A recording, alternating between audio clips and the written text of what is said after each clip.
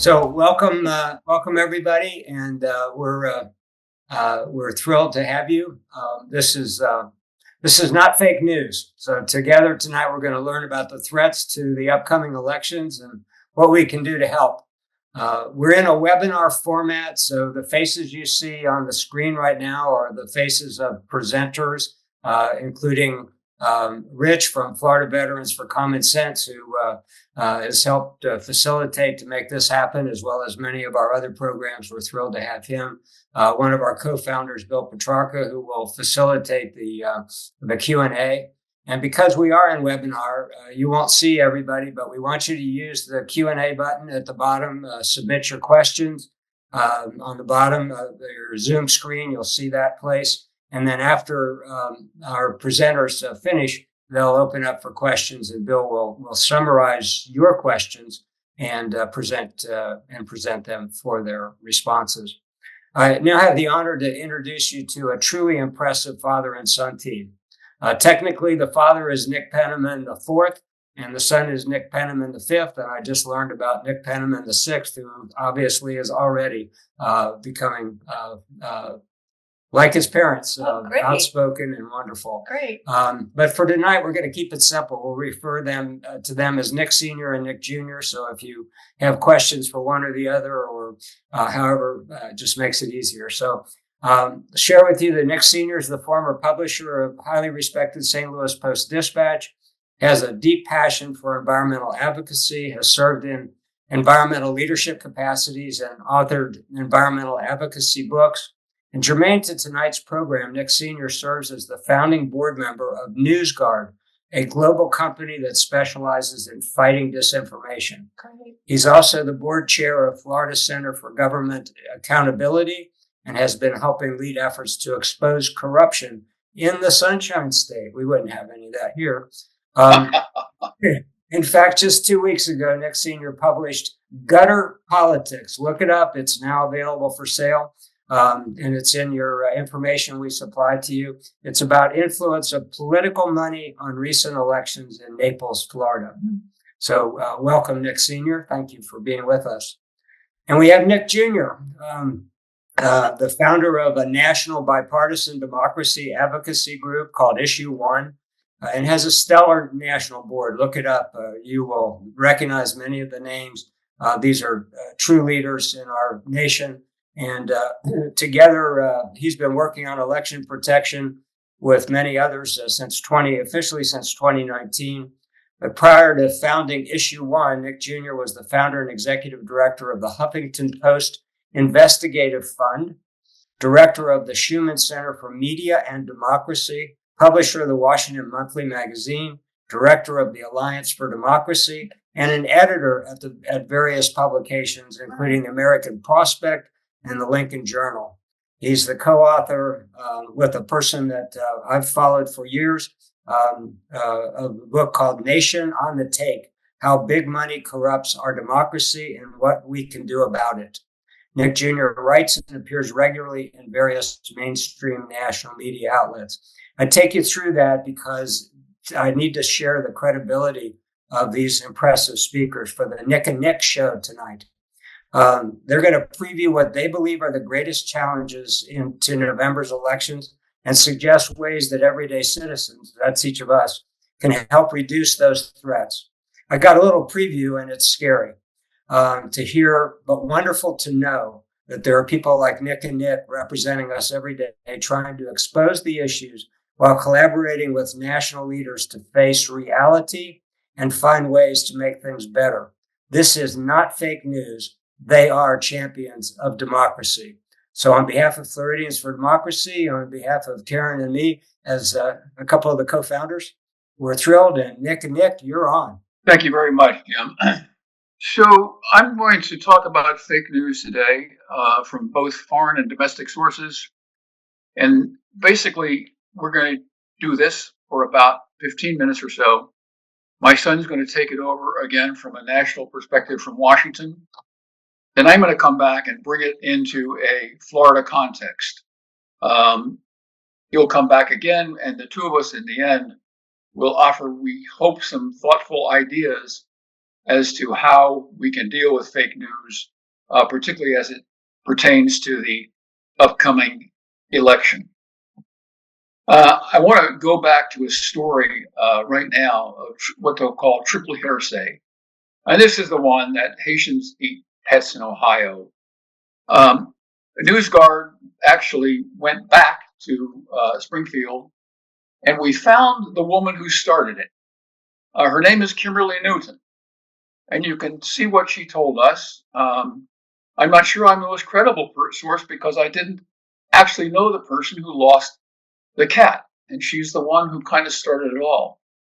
So we tracked back because our organization is run by two journalists, Stephen Brill in New York and Gordon Krovitz, who was a former publisher of the Wall Street Journal, to go back into this story and get more information.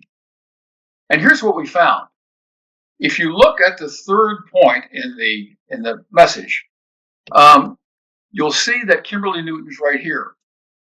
But they heard the story from an acquaintance of a cat owner, and who heard the story back from the alleged cat owner. The friend's neighbor heard the story from Kimberly Newton, her name being Rika Lee. She passed it on to some conservative influencers who passed it along to J.D. Vance, senator from Ohio, and it ended up right there, as you see on the right, with President Trump. So how did this really happen, this question? And the answer is, it happened because there was simply no, basically, walls, no corroboration whatsoever, and it just went viral. There's another one that I want to talk about, and that is the Russian, Chinese, and Iranian postings on Harris's earrings. During the presidential debate with Donald Trump, she had earrings on, and you could see in the foreign languages, all three countries are talking about those earrings. And what they're saying is they're communications devices.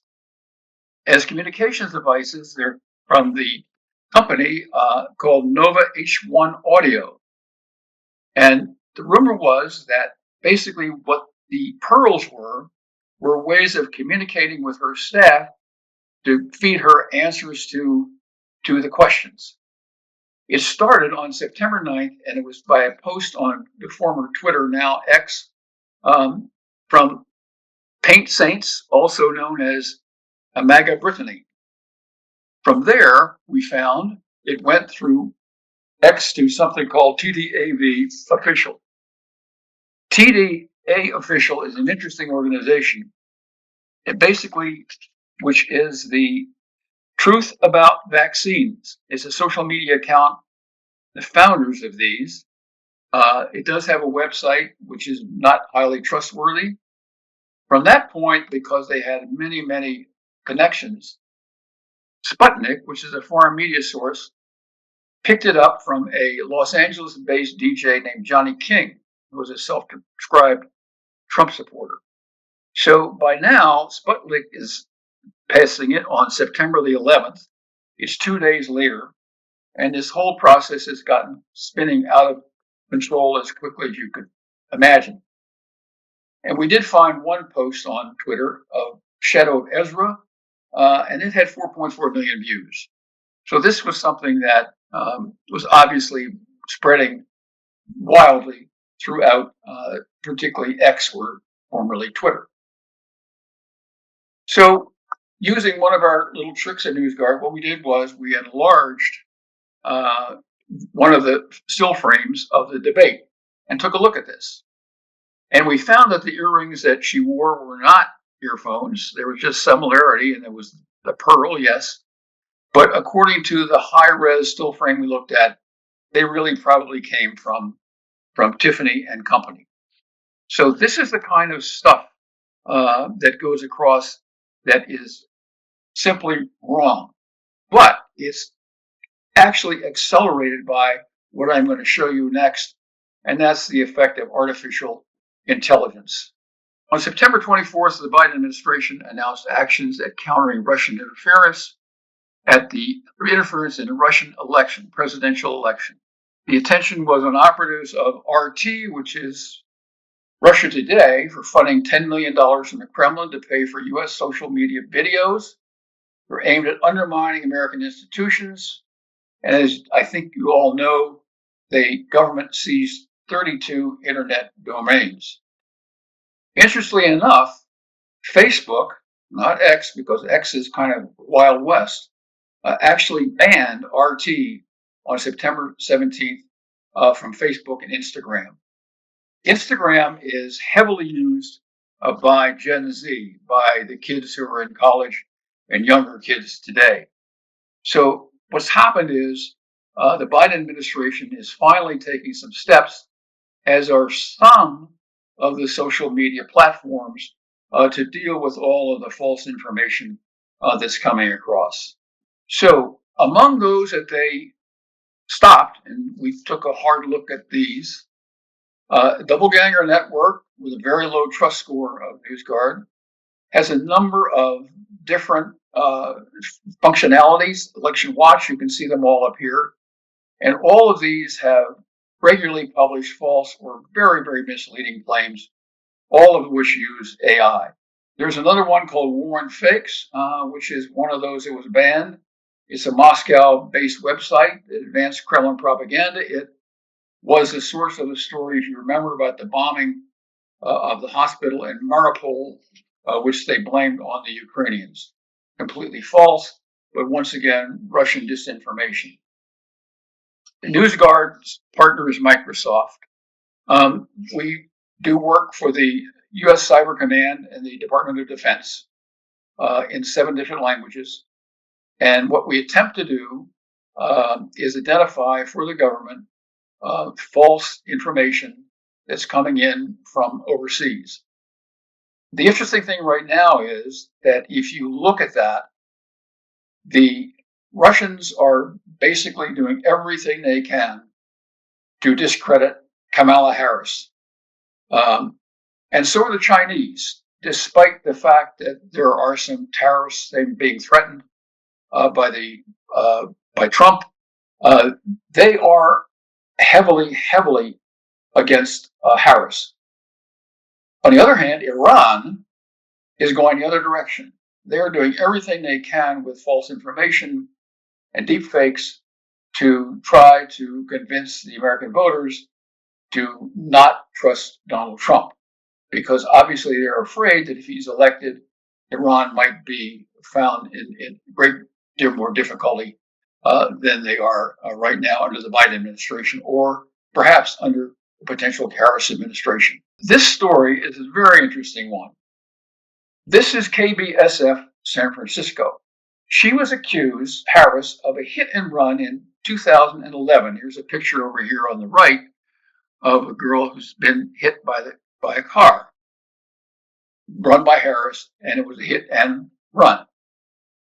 It was first published on September the 2nd, 2024, totally using AI. What we found at NewsGuard was that it strongly resembled a campaign of someone named John Dugan. He's a Moscow-based former Florida deputy sheriff. What happened was he was indicted on criminal charges. He fled the United States in 2016 and went to Moscow. Today, he has 167 websites that we can trace back to him coming out of Moscow. So this is a man who's very, very adept at social media. The fact of the matter is, as you look at it, we went back and saw the interview that the woman gave from a wheelchair. And using another one of our tricks, we put the interview on the KBSF site into slow motion, dropping it down to 25% of normal speed. When you do that with artificial intelligence, things began to fall apart. This woman began to lose some teeth and things like that. So clearly, this was this interview that had been created by AI. The second thing that we did was even more interesting, we use our AI at NewsGuard for this kind of purpose. The KBSF story showed the injury that she suffered on her legs from being hit by the car. So we took AI and said, can you match this picture with anything else? And very quickly, our AI system came up with a perfect match of a medical journal from Britain. So what had happened was Dogan had pulled that out of the medical journal and inserted it into his package that he got. So this kind of thing is how we try to defeat artificial intelligence. It's very, very difficult. And it's going to be even more difficult because of what you're about to see in the next slide. What we found is that the number of AI-generated news sites that are purportedly American or local news sites has increased to right now somewhere around 1,070. So these are newspapers, these are KBSF San Francisco television stations, which, by the way, was taken down on September the 5th. And this is rapid growth of AI-generated news sites is remarkable. They're very, very easy to put together. And the problem is, it's very, very hard for an ordinary human being to figure out exactly what's going on. So that's basically the number of you can see going up and up. It's not going to stop. And that's one of the problems that we're going to talk about a little bit with solutions, but it's simply not going to stop. So at NewsGuard, and the picture you see from the Wall Street Journal, they did an article on this using a company based in Tel Aviv, 5RR. Our managing editor created the Buckeye State Press. To do that, it cost him $105. And it's a fully AI-powered, self-running propaganda website. So for the first 2 weeks of the Buckeye State Press, our editor told the system that we were going to heavily support one person running for the Senate in Ohio and not the other one. We wanted to disparage the other one. So the AI created a series of articles bashing the opponent. 2 weeks later, we turned around and said, no, we've changed our mind. We now like the other candidate to be elected, and we need you to bash his opponent again. And the AI did a marvelous job of this. So what it all proved was basically that using AI very, very cheaply, it's not something that the big social media companies necessarily can claim a monopoly on. It's something that can be very widespread. And that's another threat that we face. It's not just the big sites, it's actually the little ones that come along. What's happening in AI right now is there's much more specialization. And that's a good thing. So what we did was we took the 500 most popular websites on Google, and Google makes this information available easily. And then we took the top 7 of the AI systems, and that basically includes CCBot, which is a Meta for Facebook, ChatGPT, which is GPTBot, is OpenAI. We did ClaudeBot, which is the Anthropic. We did the Google chatbot, which is Gemini, ByteSpider, Perplexity Bot. So we looked at all of those, and then we said, okay, where are they getting their information from? What they do is they have what are called web crawlers. So they build the AI system, and then they start to do data scrapes of other websites. What we found was that of the scrapes they did, 91% came from unreliable websites. You say, well, what's unreliable? And I'm going to name them: the Epoch Times, Bipartisan Report, Zero Hedge. Those are simply not credible websites for a number of different reasons. 62%, as you can see, came from moderately reliable websites, and only 33% from highly reliable. So who are the highly reliable ones? They're basically the traditional media. So New York Times is the Washington Post. It's NBC News. It's not MSNBC, but it's NBC News. It's CBS News. So if you look at that, what they've done basically is they either put a paywall up, or once they see the crawler coming in, they simply knock it out and say, no, you can't come in here and scrape any of our data.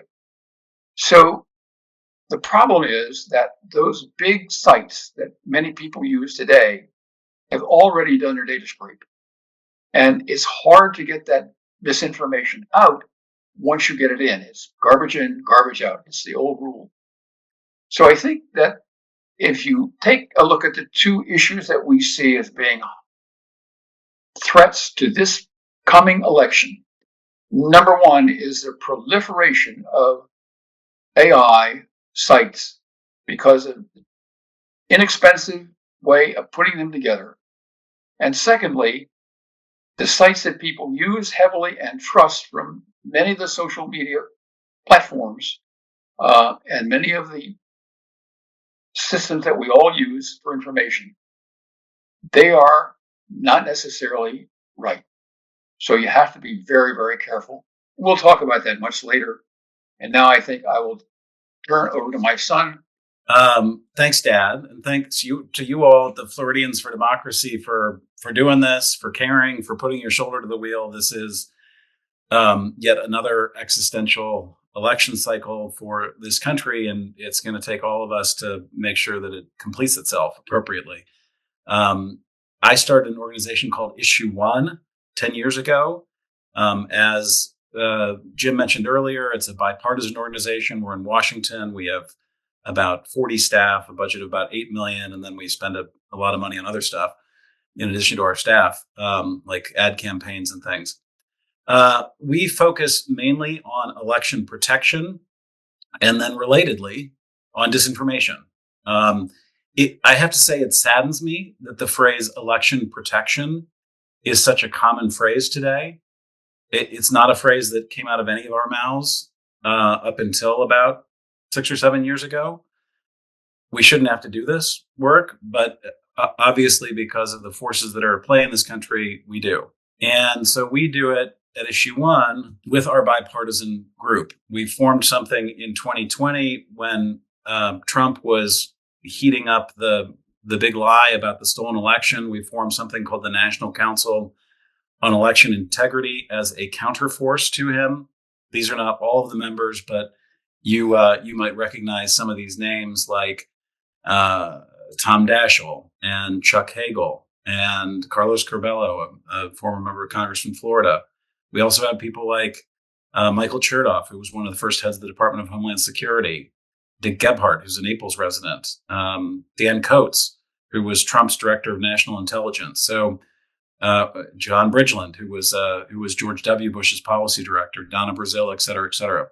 Truly, left, right, and center folks coming together to stand up for and speak with a singular voice about the integrity of our elections in this country and counter the forces of disinformation.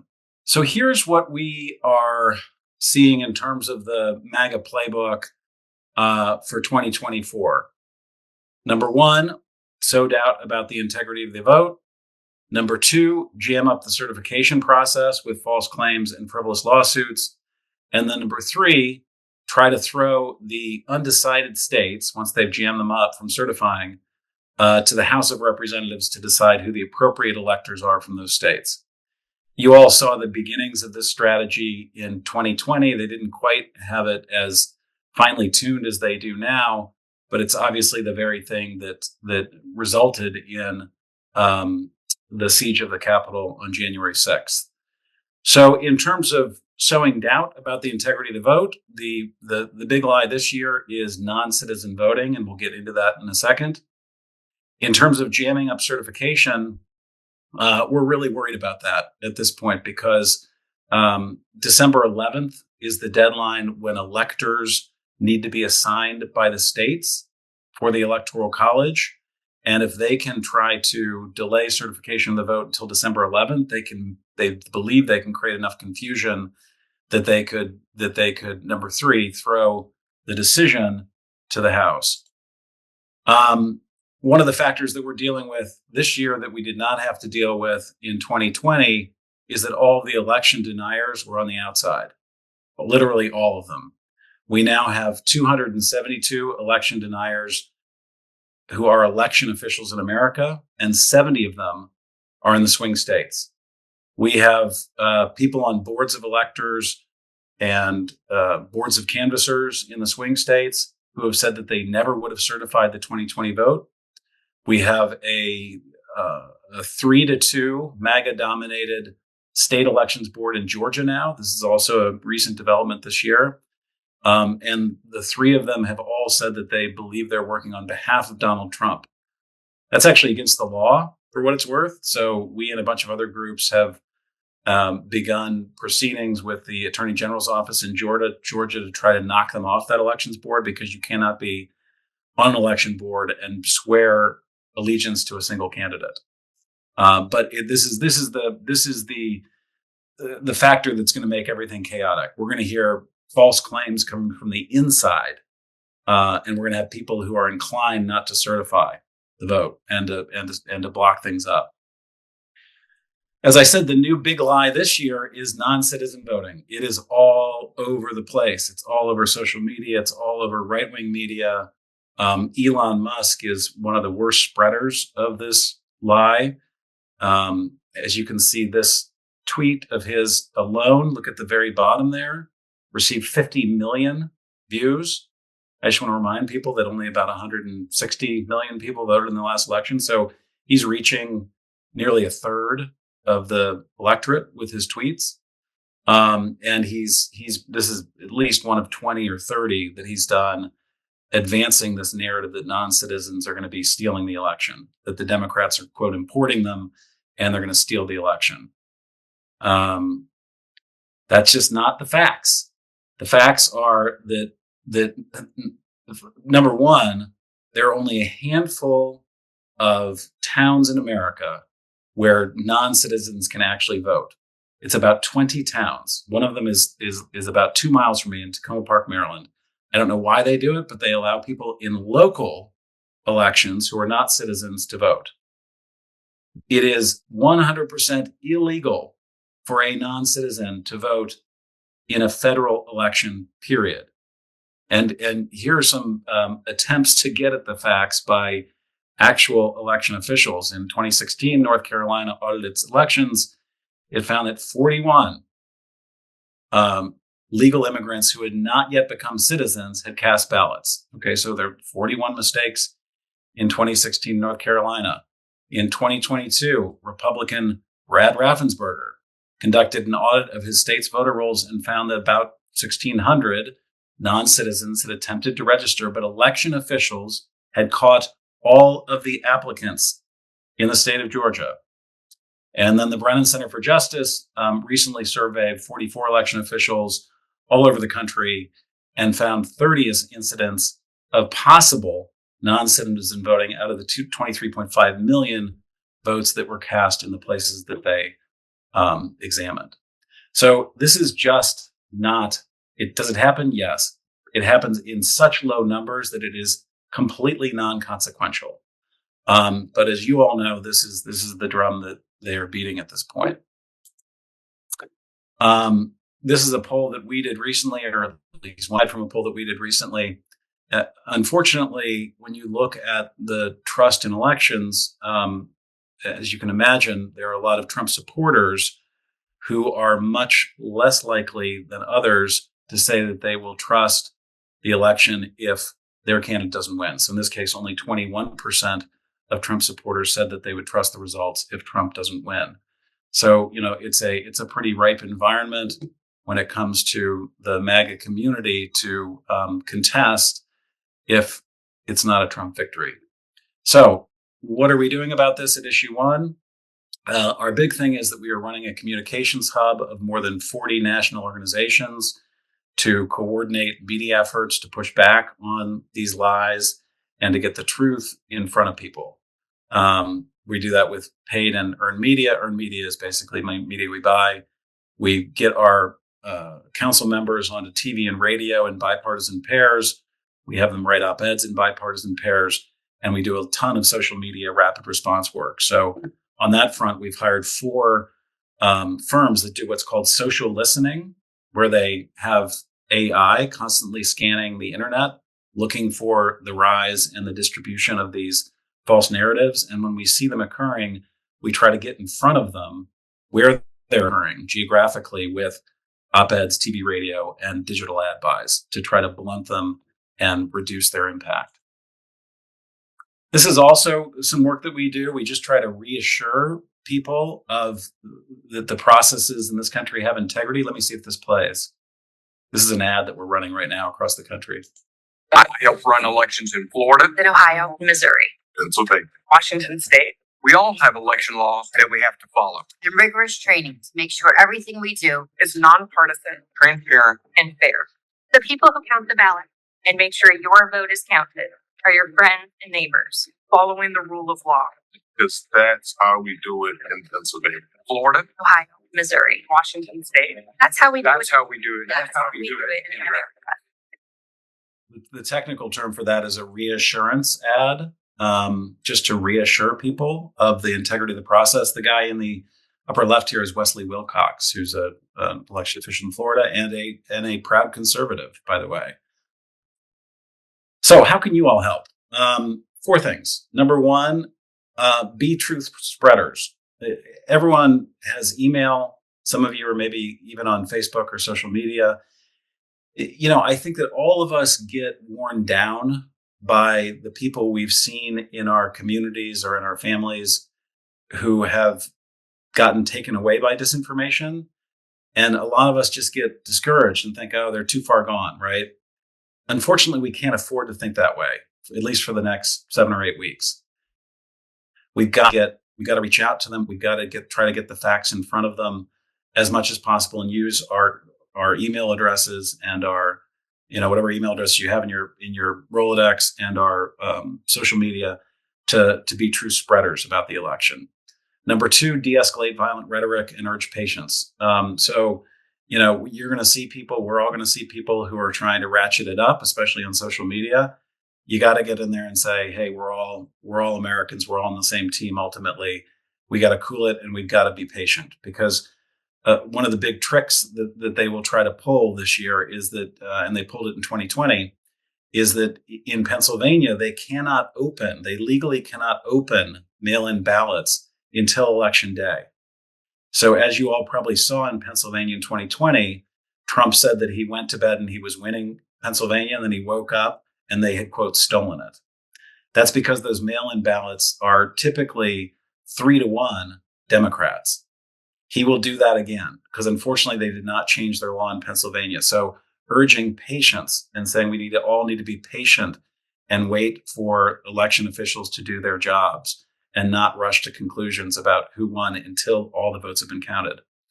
Number 3, volunteer as a poll worker or a poll watcher. The MAGA forces are going to be out in droves with cell phones and all kinds of stuff, poll watching, and they're going to be producing lies. We saw them do it all over the place in 2020. Some of it, they cut up videos in weird ways to make it look like poll workers were throwing away votes.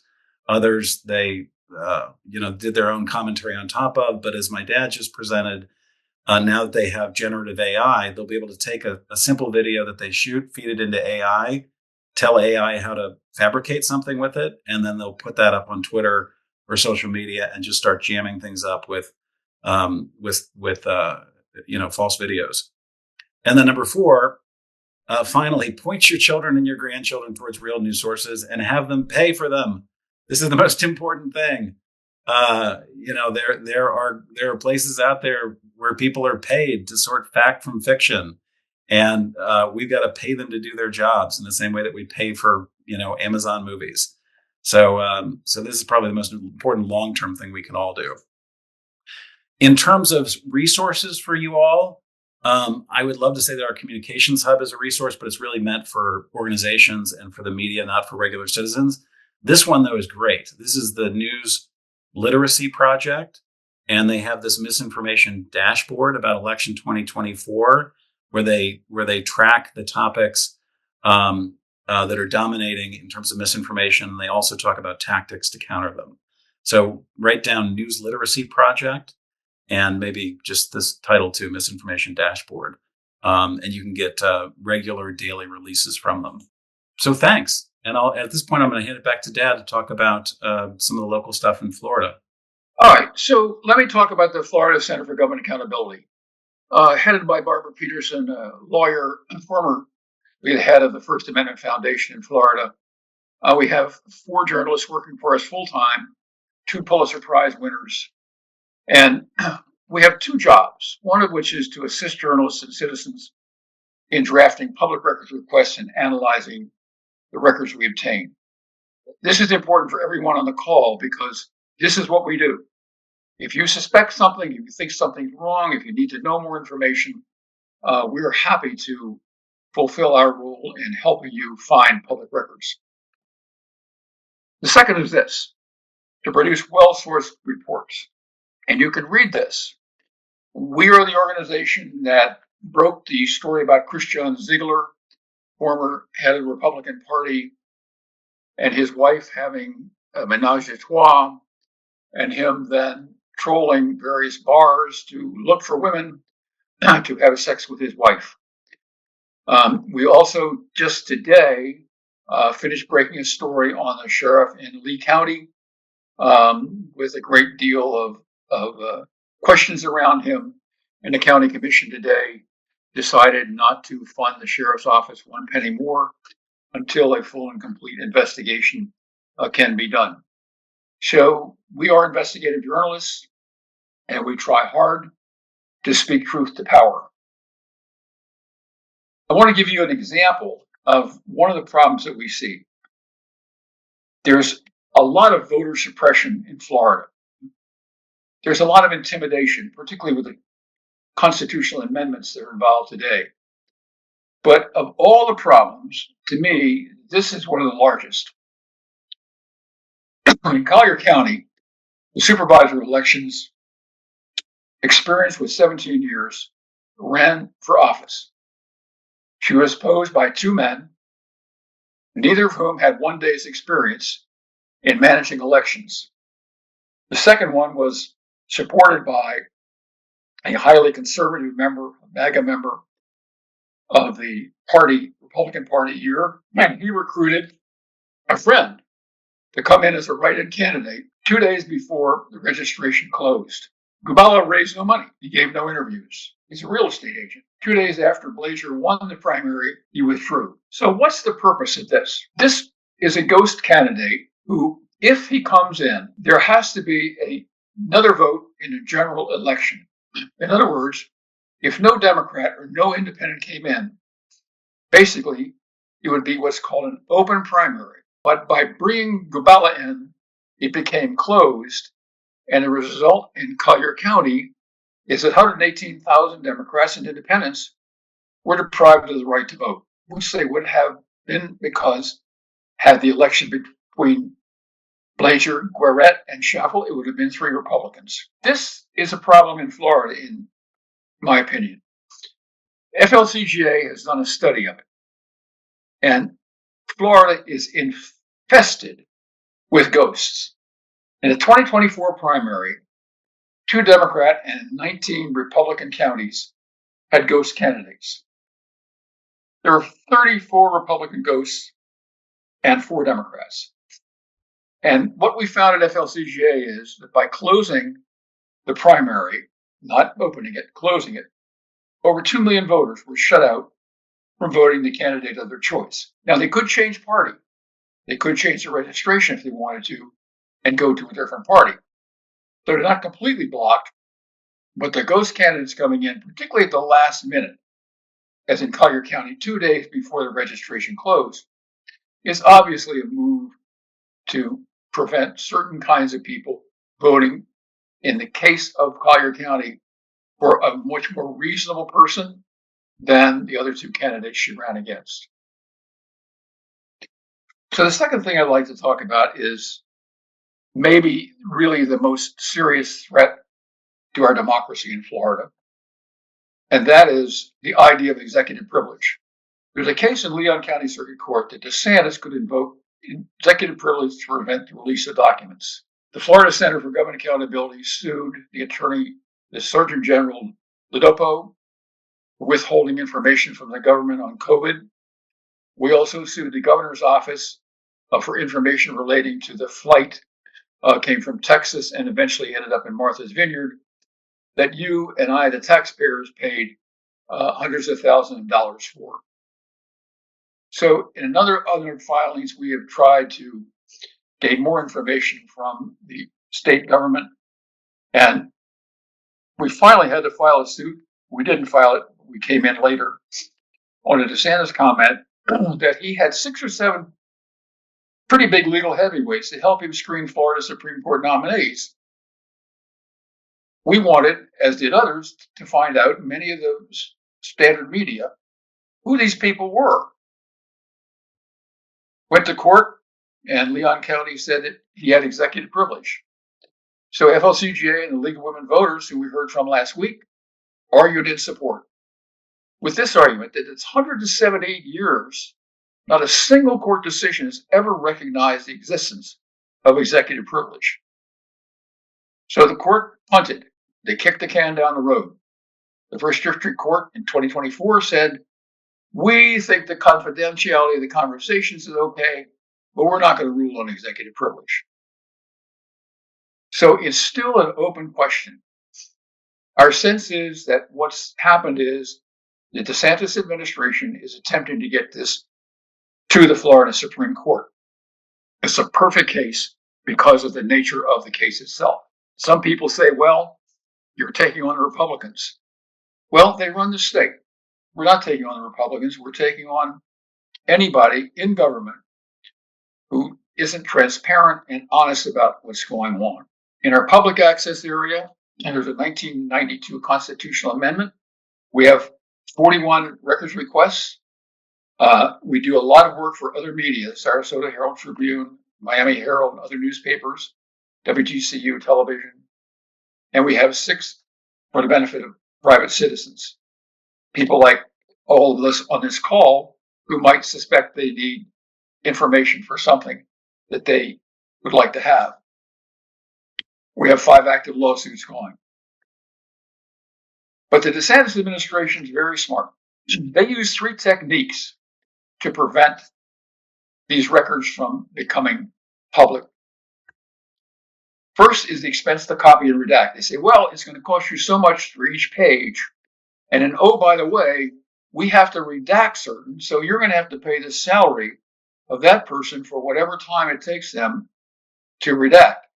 So the reason that we're involved is that we know how to draft these records requests to reduce the amount of expense to copying and redacting, but it is not cheap. Second one is the stonewall, and that's what they do in many cases, as they did with the case in Lodopo and also with the case of the flight up to Martha's Vineyard. And finally, and this is a pretty good trick, they slow walk these responses. And by slow walking these responses, what they do is what you see on this slide. This is unprecedented. But by the time we receive records, the issue has faded from the news cycle. And a prime example of this is the COVID-19 data case we filed against the Surgeon General of the state of Florida. So this is an important aspect of learning the truth about what's going on.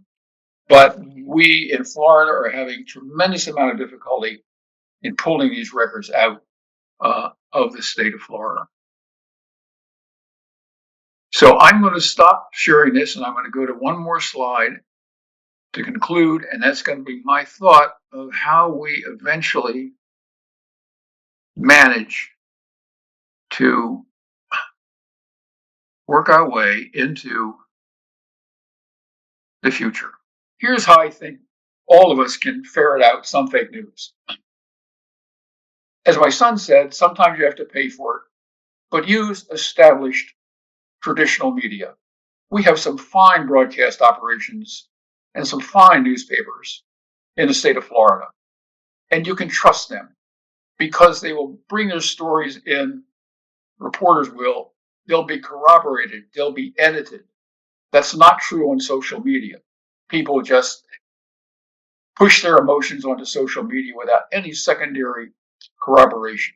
That doesn't happen with traditional media. Okay, next point. As we talked about the AI and talked about social media, be wary of any and all social media postings. Some are remarkably competent, amazingly good, but you have to be wary of anything on social media. And it doesn't make any difference if you're on Instagram or Facebook or X form or Twitter, any of those, none of them are truly reliable, particularly as AI becomes more and more a part of what's becoming posted. This is a free service. We use it at NewsGuard. True Media will identify deepfakes using AI. When we did the story about Kamala Harris and the supposed accident of the 13-year-old, we found that truemedia.org is very good and it's free. You can use it as you can use the following three. Last point: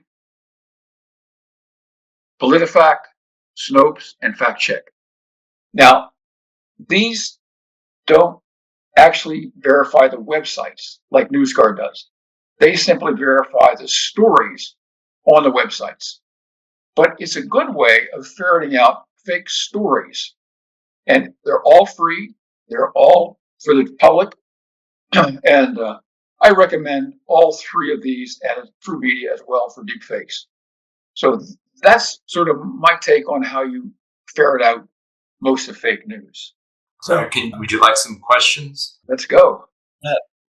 So these are kind of all over the board. So let me just finish up with your current thinking. Is you mentioned truthful news sources, and so if somebody wanted to follow a news media source that was truthful, which ones would you suggest?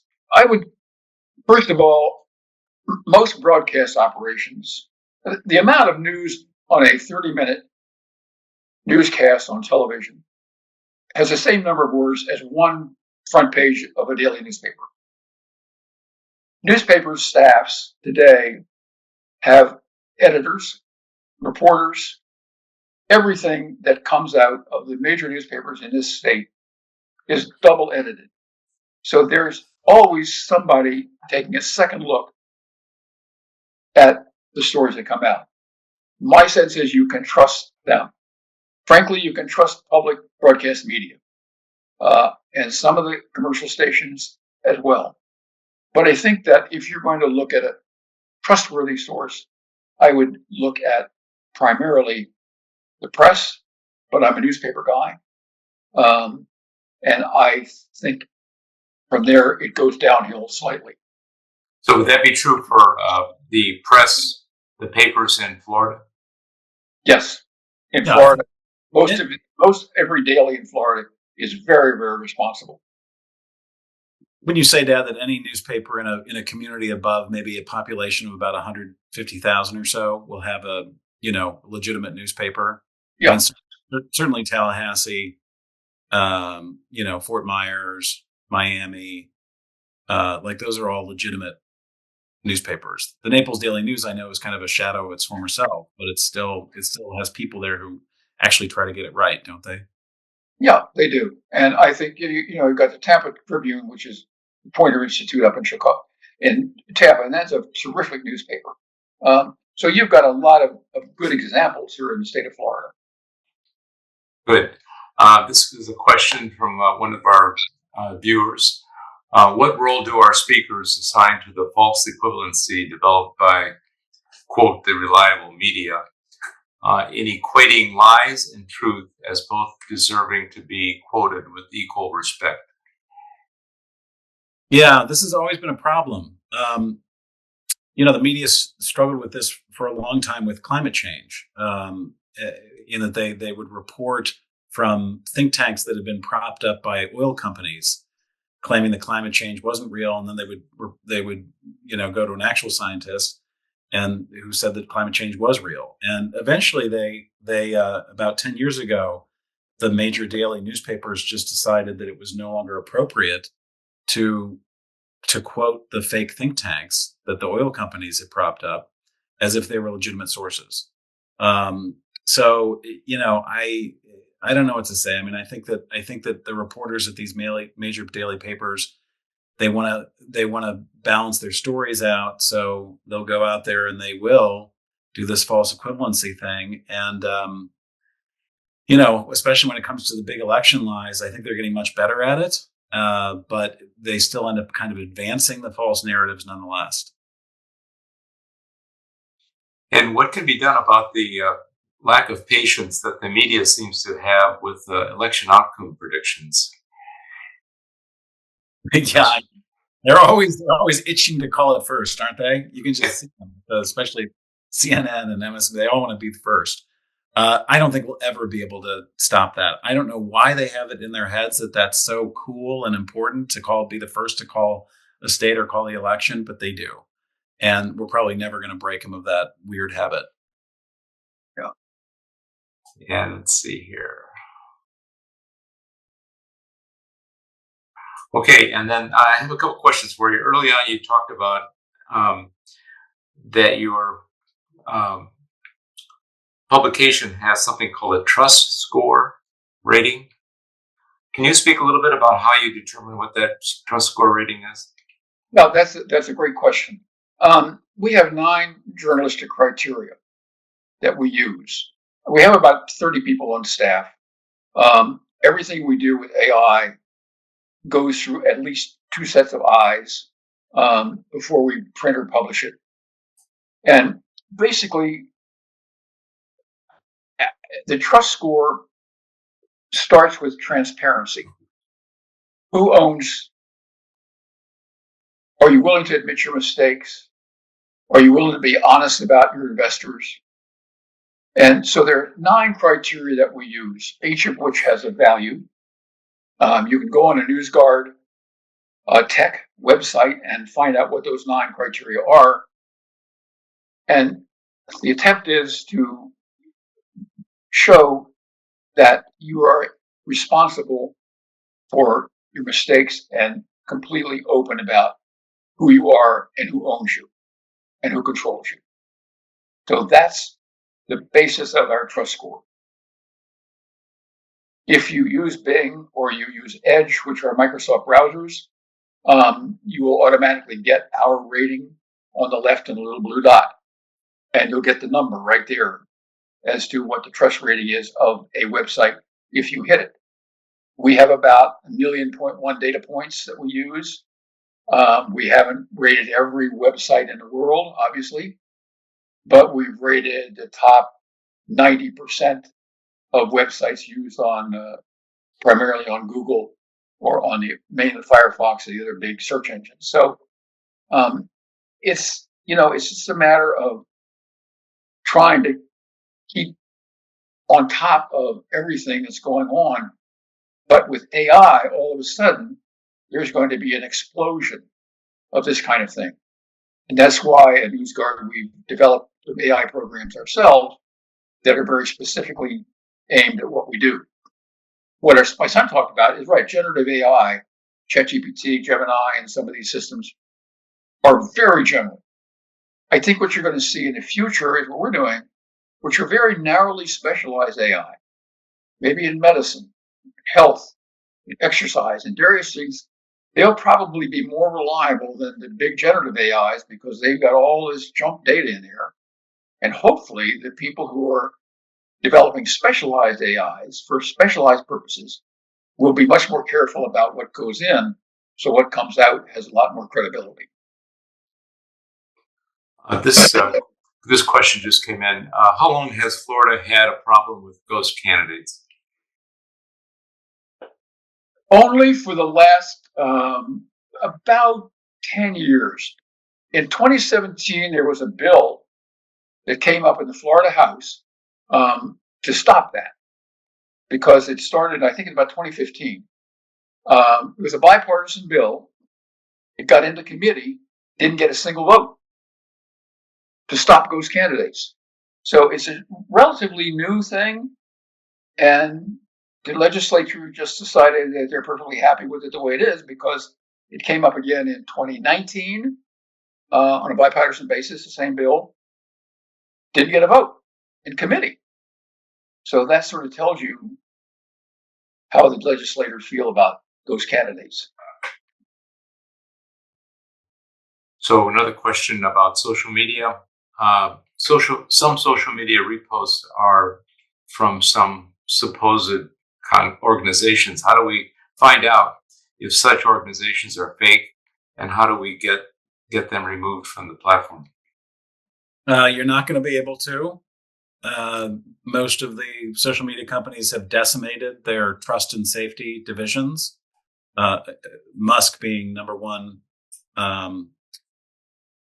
Listen, 30% of the people you see on Twitter are bots. I mean, even like the best researchers at the Stanford Internet Observatory came out with that number a couple of years ago. So 30% are just bots. They aren't even human beings, and they're bots that have been trained to and programmed to amplify disinformation from specific sources. Some of them are Russian bots, some are Iranian bots, some are bots set up by bad political players in America. The bot thing is something that all the social media platforms are supposed to be dealing with, because their advertisers are pissed off about it. Because their advertisers, are being told that their ads getting in front of 1 million viewers. Well, actually, it's not 1 million viewers. It's maybe 700,000, and then 300,000 are bots. They're fake. So they're supposed to be dealing with the bot thing. But when it comes to someone propping up a social media account that's fake, or a fake organization, you're probably not going to get them deplatformed unless they've engaged in some kind of illegal behavior or defamatory behavior.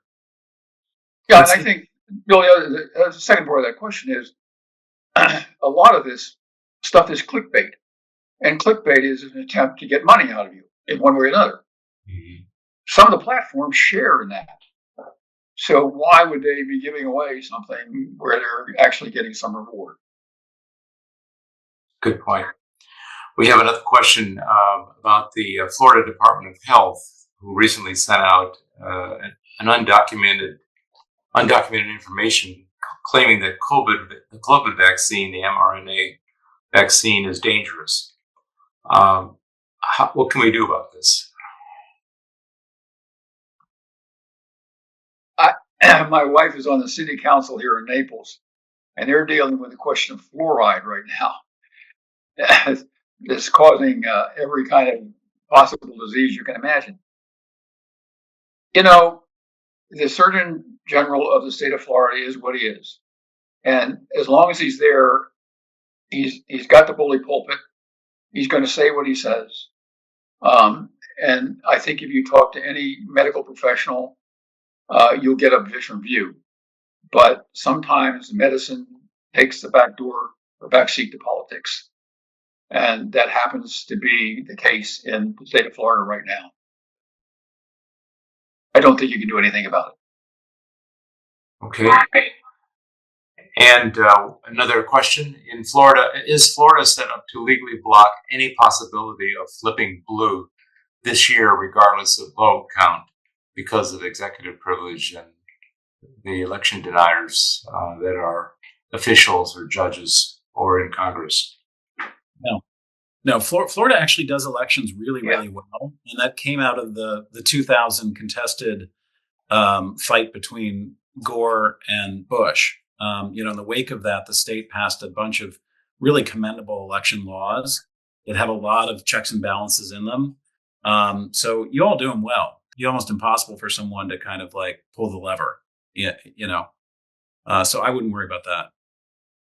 Yeah, I very much agree with that. I'm going to just give you a quote, if you have just a minute, from Melissa Blazer, who is the supervisor here in Florida.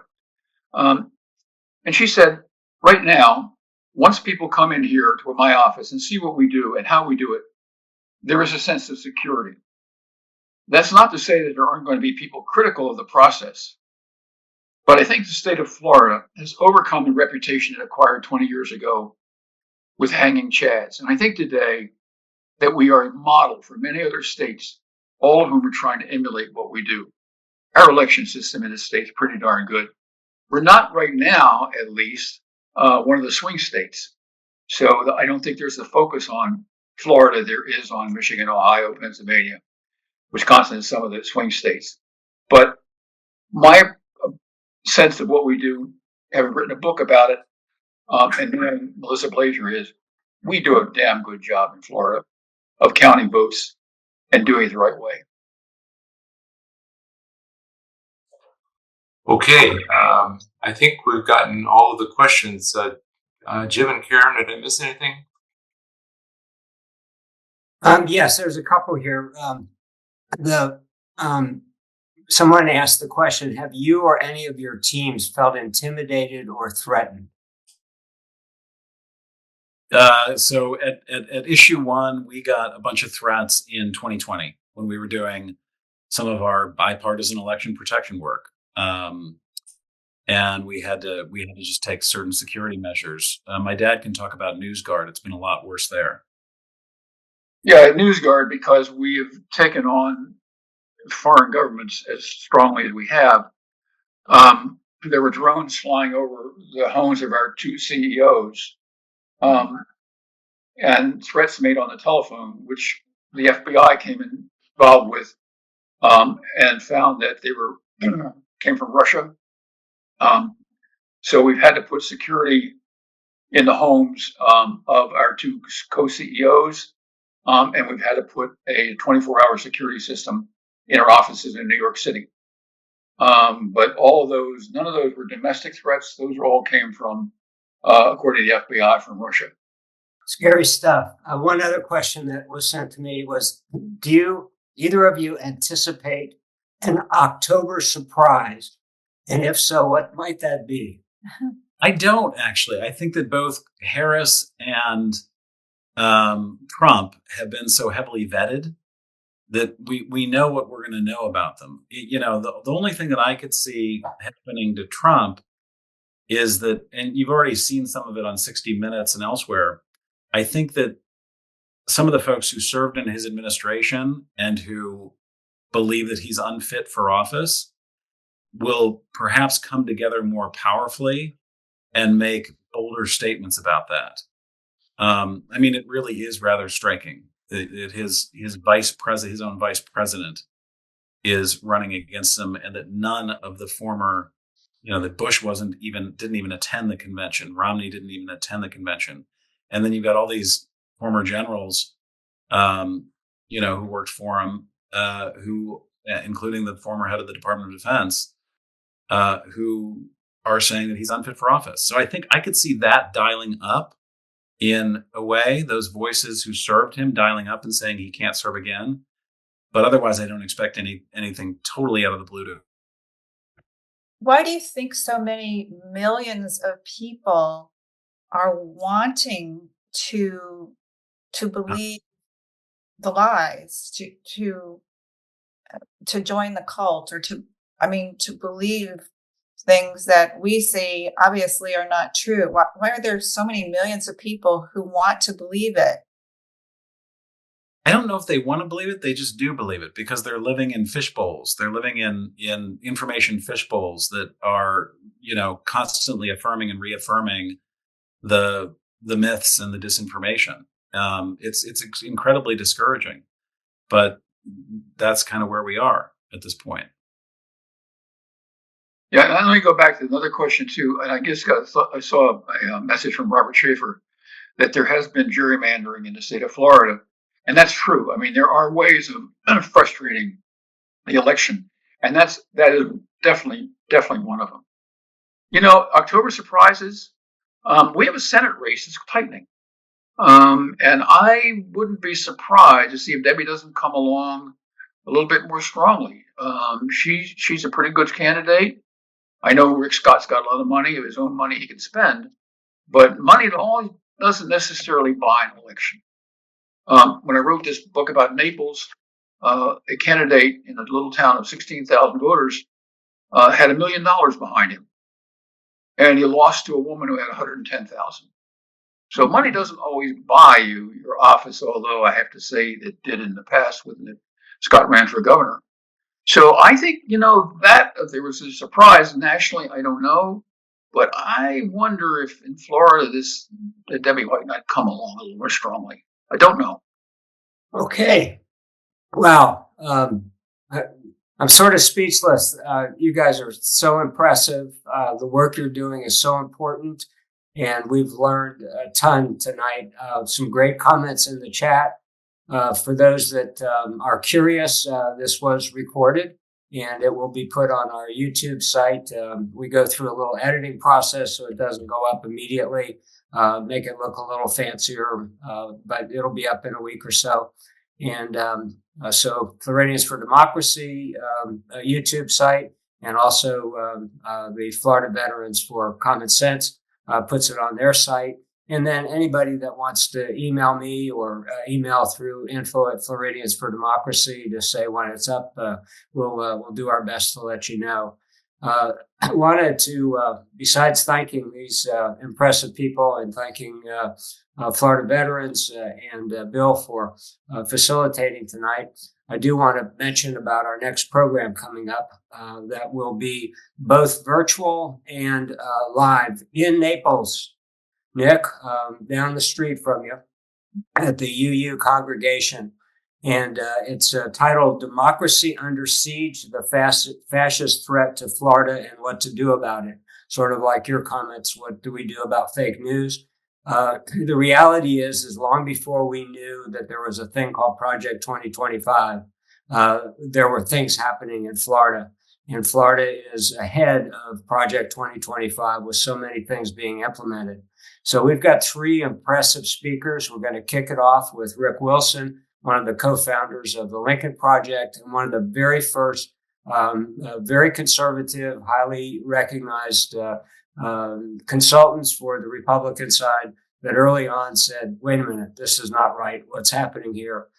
He will kick it off. And then we have a doctor from Sarasota, Dale Anderson, who did not practice medicine in Sarasota, but since he moved there, he has made an avocation of studying fascism and the growth of authoritarianism and the correlation to things that he's seeing both in Florida, but also very much in the center of the firestorm in Sarasota. With you've got General Flynn and his training of the insurgents going on. You have the takeover of New College. You have people running for the hospital board that are anti-vaxxers. You've got people running for a school board, the Moms for Liberty, and all of those efforts. So Sarasota has become a center. And then we'll also have David Spielberg in Collier County, who will share his perspectives of things that he sees going on in Collier. But if you think of it in the sense of what's happening with Project 2025 and its precursor, Florida happens to be one of the states that has leadership that seems to be very proud to get the memo from the Heritage Foundation and others as to what the next actions should be. And you see little things that are become easy snippets, like what happened with the library, librarians in the public library system, and counties dropping that, or suddenly counties saying that they're speaking out against Amendment 4. This is all an organized effort, and we'll do our best to provide some more education on October the 5th, the afternoon. Those that come in person will have some table talk opportunities, social time, snacks in advance at the UU congregation in Naples. And then virtually, anybody that can't make it there can sign in anywhere in the world at 2:00 with these 3 speakers. So again, Nick, you are awesome. And I'm going to have Karen say some closing words, and thank everybody for your time tonight. I didn't know I was in charge of saying the closing words. Nick, I just am amazed by the work that you've done and in a relatively short amount of time that you've put all this together. And I, I'm so impressed and amazed, and I have ideas of things that we can try to do, but I feel like you're the professionals. You're the ones that have really taken this on. And we're also grateful to you for doing it. We can do little bits and pieces, but you're doing the big stuff. You're doing the heavy lifting, both of you. Thank you so much. Well, thank you very much for having us. We appreciate it. And we hope we've helped everybody think a little bit more deeply on this whole subject. Well, one of the comments says this is really scary stuff, and it is, and it's real.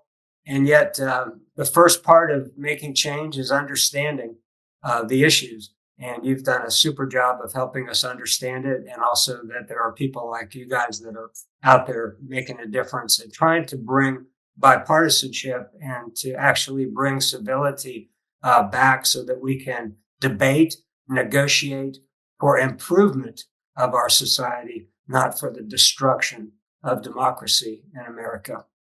Thank you again. Thanks everybody for being there. Well, thank you, Karen, Jim, and Rich. Appreciate it. Great. We're going to be hearing some things about Nick Penniman IV one of these days, not too far from now, I have a feeling. And How old is he? he's in college. Oh, great. Yeah. Great. Our son went to Washington University, undergrad and graduate, 6 years there. So we visited St. Louis quite a bit during those years. Great school. It is. He had a great education. Yes. All right, Thanks, cheers. everybody.